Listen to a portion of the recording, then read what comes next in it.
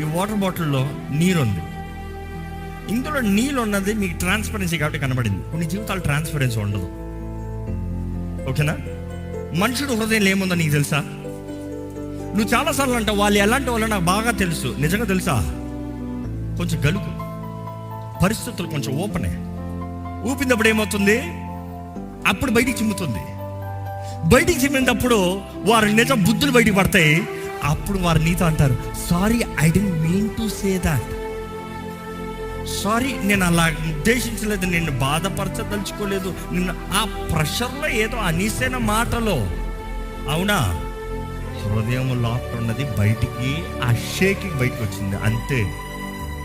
అర్థమవుతుందా అండి? నువ్వు షేక్ని డిస్టర్బ్ చేస్తున్నావు, షేక్ని బ్లేమ్ చేస్తున్నావు. Shake is good to show who you are.